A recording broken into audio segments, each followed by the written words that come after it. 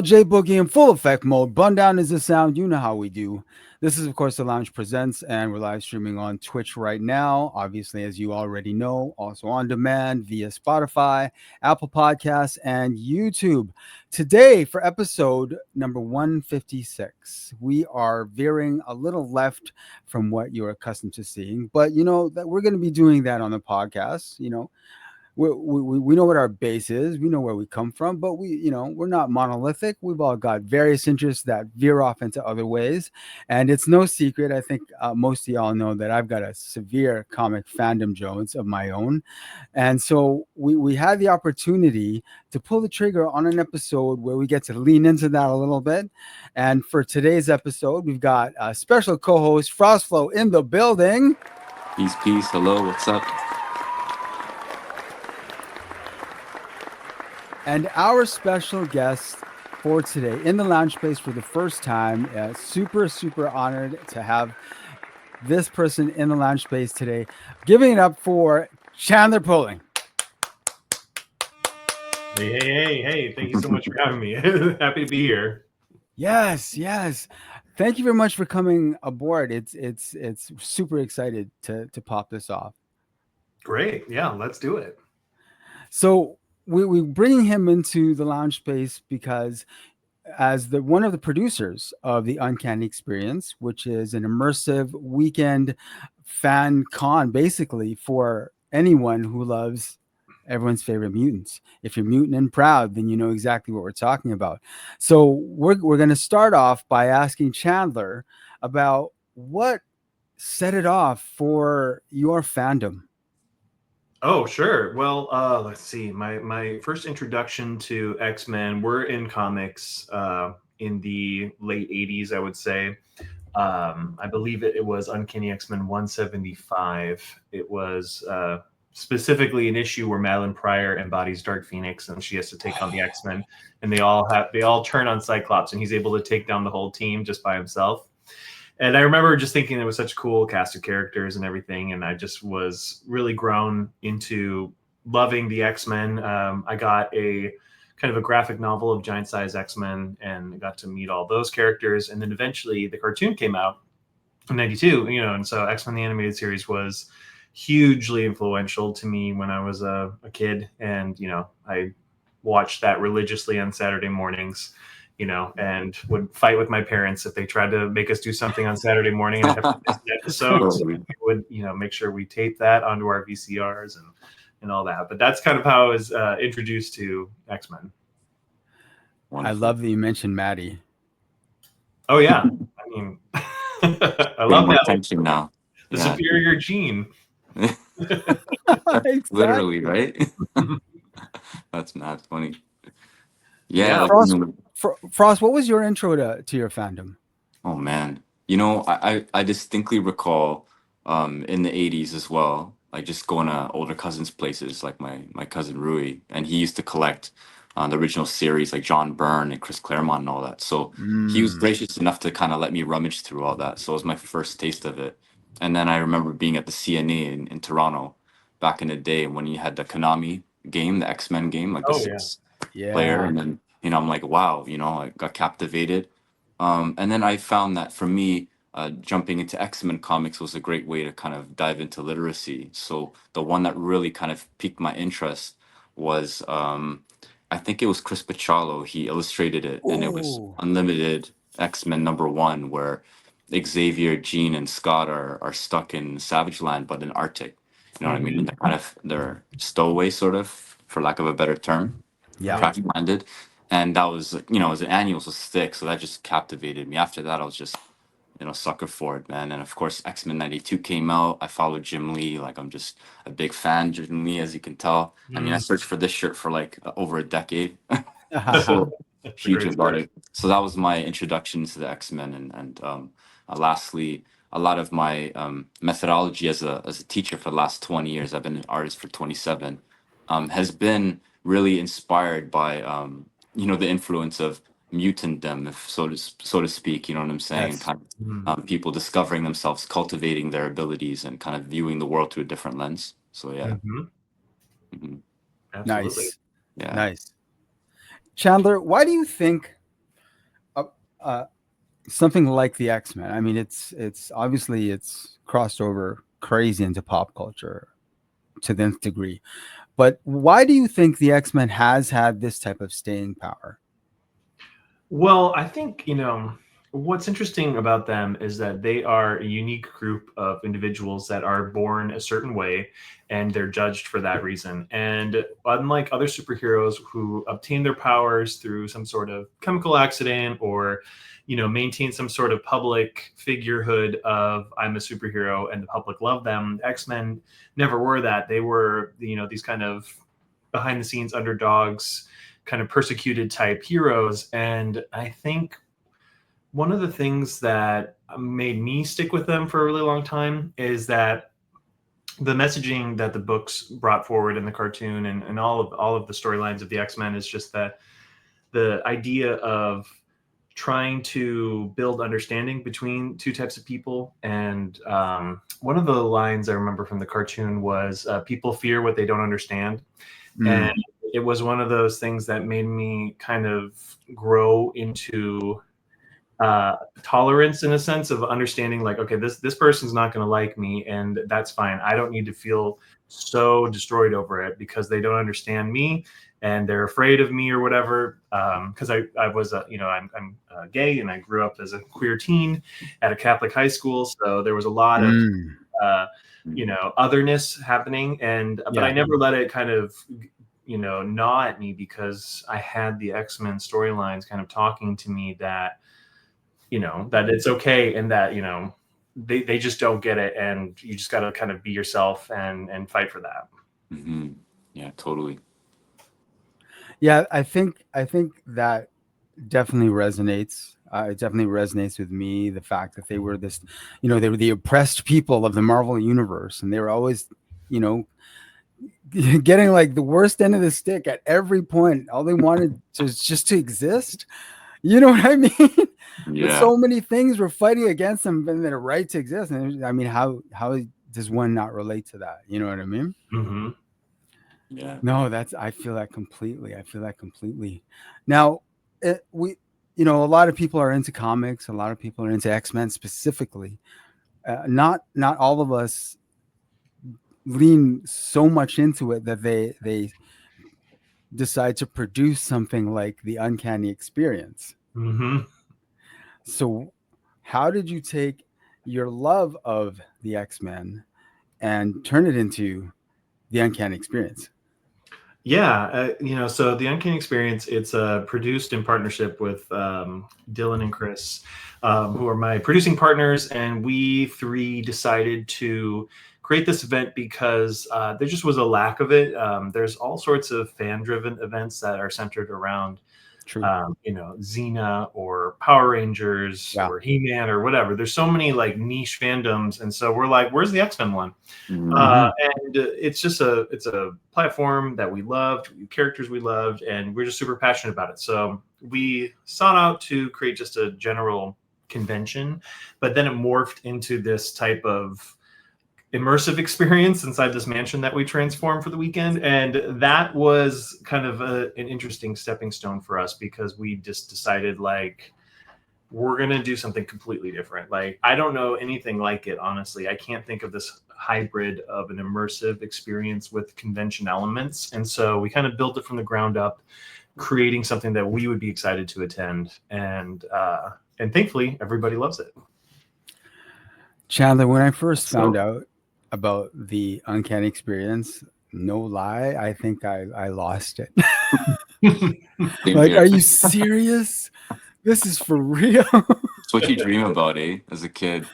I know I did. I'm like, wait, and I used to look on the maps before internet.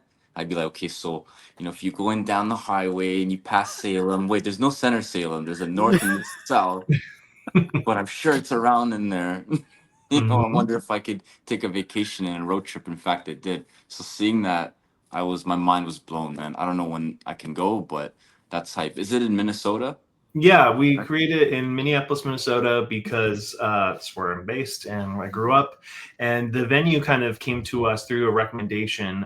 It's called the Minneapolis Club. It's a historic kind of members club from the the late 1800s, and it just kind of mimics this vibe of private school, kind of with bedrooms, and you can stay there as well. They have 10 bedrooms, and it's primarily a wedding venue for the public. But we transform it into this Xavier Institute vibe where we create classrooms and kind of interactive character bedrooms, or Xavier's office with Cerebro and everything like that. So it just is it's this fun kind of art department. We're building a world inside of this incredible venue that does 90% of the lifting for us, because it's just so beautiful inside. And the exterior, when you walk up to it, people always say that they just feel like that's what it is. And it's so satisfying to hear that from people, that they just feel like they're there already and they barely even stepped in the door.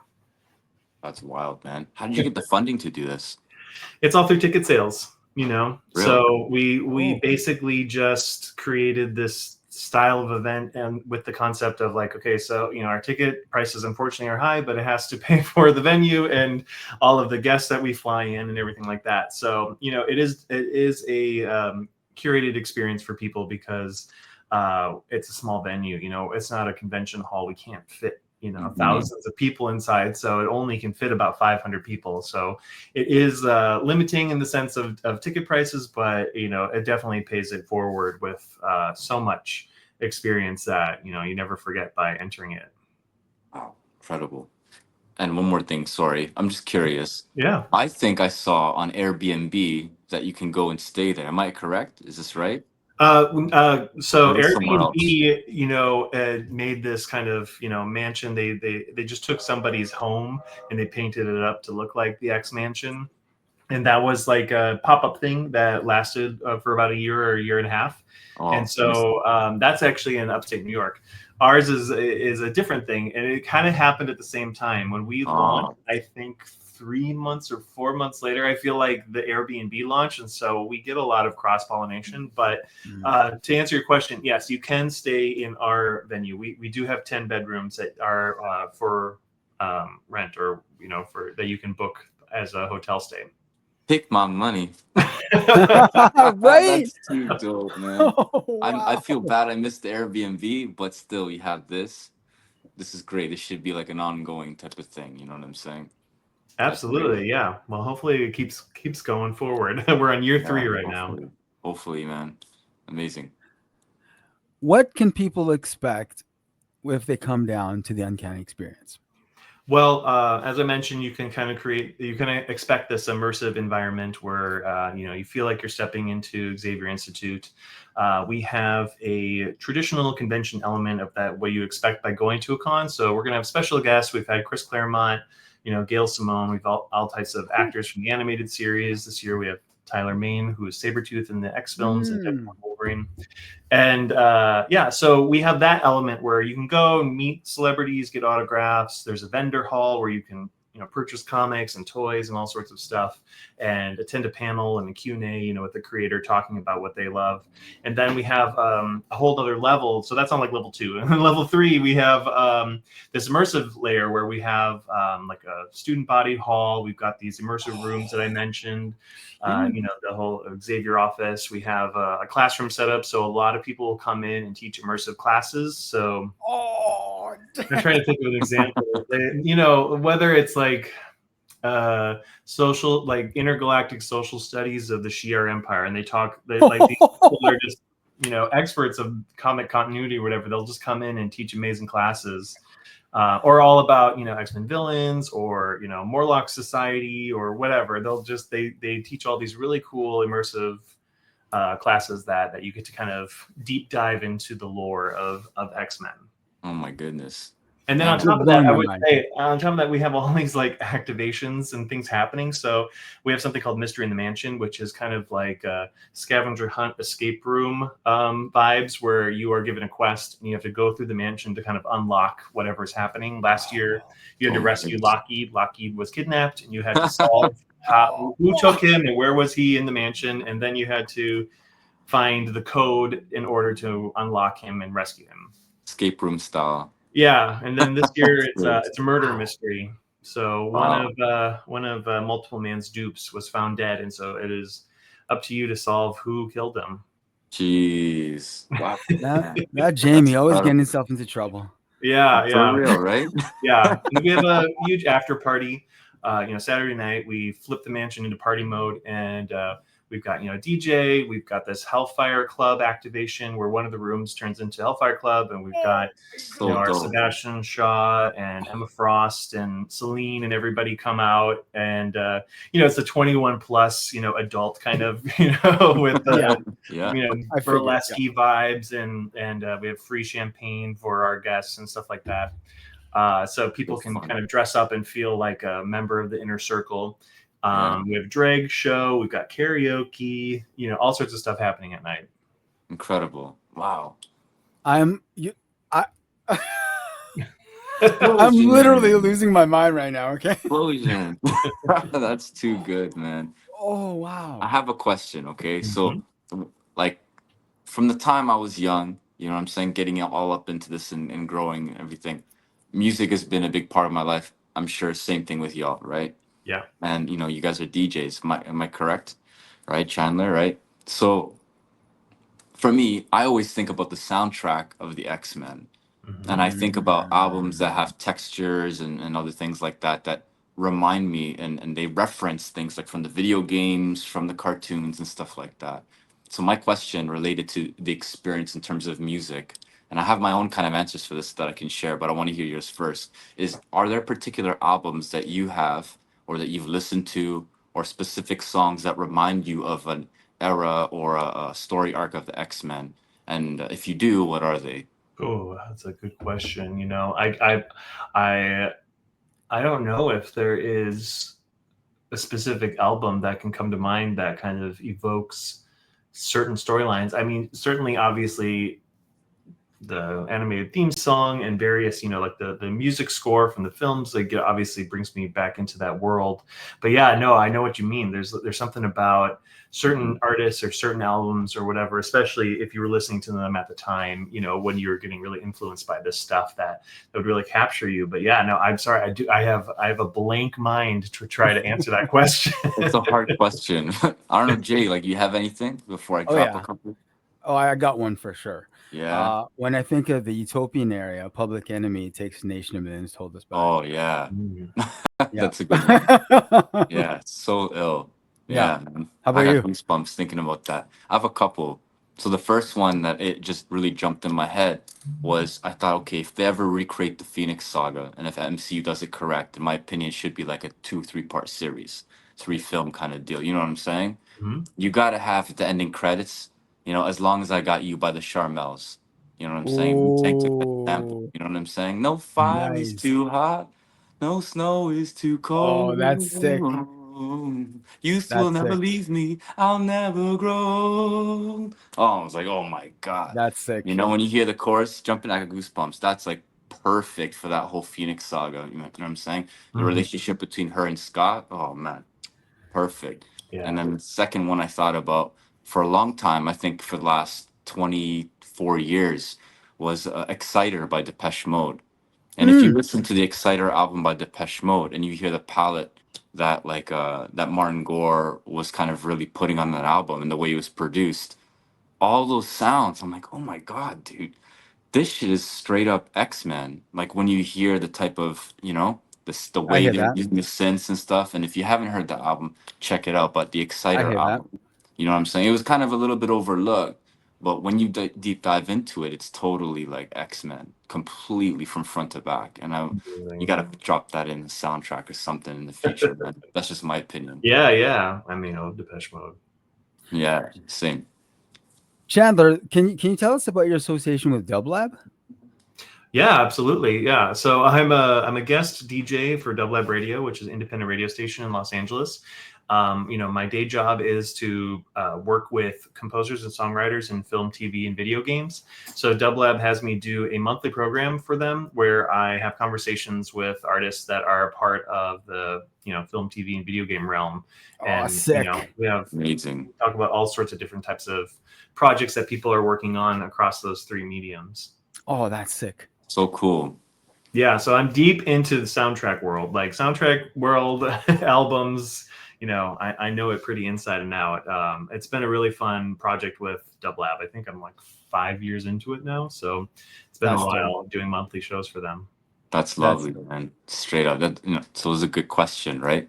Yeah, Kind of and we related. actually, we the X-Men tie-in, of course, is we've had the Newton brothers, who are the composers of X-Men '97. yes, Yep. Who came yes. on and talked about working on that show, as well as all their other amazing stuff with Mike Flanagan and Haunting of Hill House and all of their really cool stuff that they've done. Wow. That's dope. Right. So you guys talk about like obviously you're getting voice actors and people involved in that type of podcast or that radio show.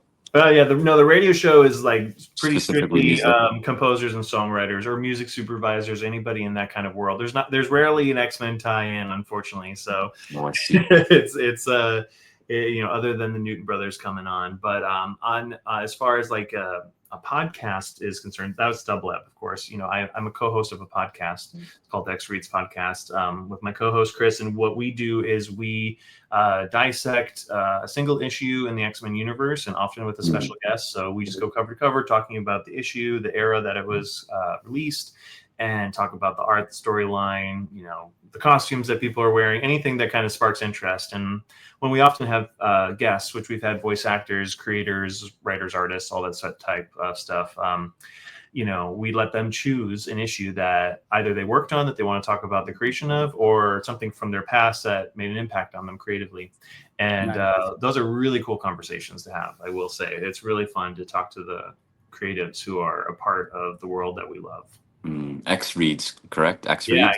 X Yeah. Reads. Yeah. That's ill. I mean, I've been collecting for a long time. I have, an array of books. My favorite specifically is Rick Remender, Uncanny X-Force from 2011. Mm-hmm. Big shout out to Deadly Mike Del Mundo, the homie in Toronto, good friend. Hey. And he actually got me back into collecting books back in 2010 when he got hired by Marvel. But my main thing for me is lately has been Marvel Legends since pandemic. So I got like 600 and I collected quite a bit and I started to kit bash them together. When I think about X Reads, I've been kind of in this idea, in this concept of, okay, how nowadays you're seeing some books or some story arcs that are going back in time and looking in between maybe things that happen. Like a good example is Deadly Genesis, kind of speaking about what happened to, Vulcan and all that stuff. But I'm thinking, okay, well, with my Marvel Legends, I'm starting to kit bash and come up with variants of things that could have happened but never happened, and dialing into AI. For me, I look at AI as more of a tool rather than the end all be all. I like to use it as a paintbrush or anything, and do mixed media. So I'm kind of, for me, when I hear about X Reads, it makes me curious about how can there be offshoots and conversations with some of these guys to maybe influence the canon later on. And why this kind of question comes up in my mind is I think about, actually, and I'll reference Deadly. He jumped in my mind about it, was when he created, I think he was doing vision books, and WandaVision in the films got inspired by the aesthetic of what he was doing in those books, where it was like the 50s style, you know what I'm saying? Like family dynamic, white picket fence. And then WandaVision adopted that. And I'm like, okay, well, this isn't, the comics are getting inspired by films as well, or even cartoons. For instance, Age of Apocalypse was heavily inspired by X-Men animated series. That whole episode where Nimrod pops off and everything. Yeah. And I was like, wow. So there's opportunities for the canon of the books themselves to be inspired not only by the films or video games, but who knows? People kind of kit bashing and coming up with fresh ideas, like on the fly with the figures, which are an authentic, so to speak, representation of some of these characters that we know and love. You know what I'm saying? Yeah, But absolutely. yeah, like I get curious about that. And as far as like the radio show goes in LA, I always think it's incredibly amazing opportunity to come up with things that maybe a lot of these cats who are in the helm at MCU, for example, can hear and get like some fresh ideas around, like, actually, yeah, these type of songs would in fact represent what these characters are about, or the story arc. And yes, we have the money to buy the rights for these songs, you know what I mean? But it's more accurate, Yeah. Yeah. Yeah, so I think about that just to show love, because a lot of people give not necessarily constructive criticism. I feel like this a generation where it's a little bit more spoiled. It's like Mm, we've been given the world, and now everybody's like expecting so much. And granted, there's reason for it, but how's about we get into a space where, like you, for example, Chandler, it's like you have appreciation, so you're sharing your appreciation to the nth degree. And I think more of us as fans share different ways to give appreciation. It'll give even more fuel and kind of change the preconceived notion around this idea of like superhero fatigue or whatever. yeah. I counter Mm. that, like superheroes and what we're doing and what we're reading and experiencing with these books. This is the modern folklore of our time. So in 100 and 200 years, they're going to be looking at these stories as this is the old stories like Peter Pan, et cetera, or the ones that are more traditional and ancient, you know what I'm saying? Yeah. Mhm. From Absolutely. culture, the mythos, you know what I'm saying, to teach us about ourselves, right? So that's Mhm. how I value it in that respect. So to be taken care in that way, Yeah, I love people and fans that give back to the collective community with whatever they're doing, whether it's a podcast or kit bashing or the Uncanny Experience. It's like Yeah. all of these is going into the same pot of creativity and celebrating something that we all really love. And yeah, I think having that positive attitude is really important to kind of it's that whole community aspect of building each other up and finding inspiration from what everybody else is doing and hmm hopefully that then influences the larger population of culture, and maybe X-Men can spearhead that. We'll see. Yeah. Well, you're definitely helping spearhead that.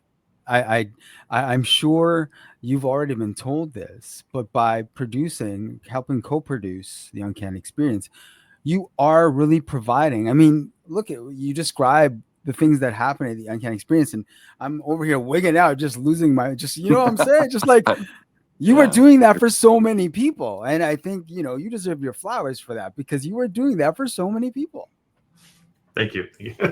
Yeah, it's really rewarding. I will say it's exhausting. It is not I'm doesn't make a sure it is. profit. It's Yeah. just all it is us just kind of curating this event and pouring everything we have into it. And like I said, the reward comes from people's feedback afterwards. Reading reactions and people's emotional connection to the event is Yes. unmatched. Unmatched. Just like I remember just reading about a father who took his daughter and just saying how it was such a special moment for him that he gets to introduce his daughter to Chris Claremont and kind of have her listen to him talk about creating these stories and how that moment is just such a treasured moment for him, and being able to provide that environment for people is like I said, it's just I can't think of anything better. So valuable. It's profound. Yeah. Hmm. And Yeah. how can we bounce off that? Because I know we're reaching 2:30 and I got a boogie. But I fortunately had opportunity to meet like Catherine Disher and Cal Dodd. They come and do the conventions and whatnot. And in Oakville last year, I got to meet Cal, and we had a good lengthy conversation for about maybe 15 minutes because before people kind of showed up. And I brought the big Eric and Julie Lewald book, Yep. the original anime series, which is a masterpiece. If you don't have it, you should grab that Well, I book. have it. Yes. Wonderful, you know what I'm saying? For those who are watching, if you don't have it, grab it. So I, Mhm. I presented this book. I said, listen, Cal, I've been a big fan, and get into the breadth of what you're saying, Chandler and Jay. Like, I was able to express to him a lot of gratitude and just a genuine vibe between him. But I expressed to him specifically how when I started working in Canadian Arctic, like in Nunavut in 2007, and I got a chance to be on the Baffin, and it was a continual thing for 7 years. I was always up there. I always thought of the first thing I thought about was that episode. I think it was the fifth or sixth episode. What is it, Cold Hearts or something like that? Oh yeah, Cold Vengeance, I think is Cold what it is. Yeah. Vengeance, excuse me, Mhm. Cold Vengeance, when Wolverine is in the Baffin and he's with the Inuit community. Yeah. And I told him, I said, and I'm up there and I'm working with the Inuit, and like, your your voice is in my head, you know what I'm saying? About the That's level of peace awesome. that you experience when you're in that space and to feel accepted.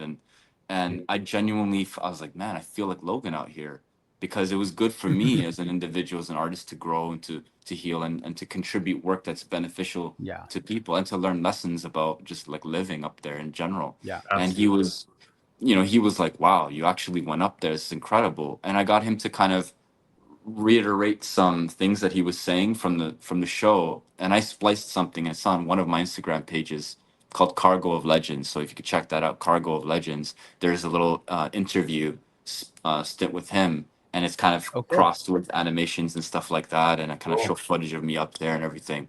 But the main point was, I was like, buddy, I met with hundreds, if not thousands, of people, and like the influence that I got, that vigor, that conviction from the X-Men, from the story, from the character that you chose to play, like with in all seriousness, gave me the juice to give somebody something that was beneficial in their lives for a long time. You know what I'm saying? It's like long lasting. So it goes beyond just the entertainment, and maybe we think, okay, we have a profound experience. But when we're talking about experiences, when we as people, all of us as individuals, even us here, through our vulnerabilities, through our time of growth, you know what I'm saying, through our experience of just relating with the world and ourself, and just thriving, you know what I'm saying?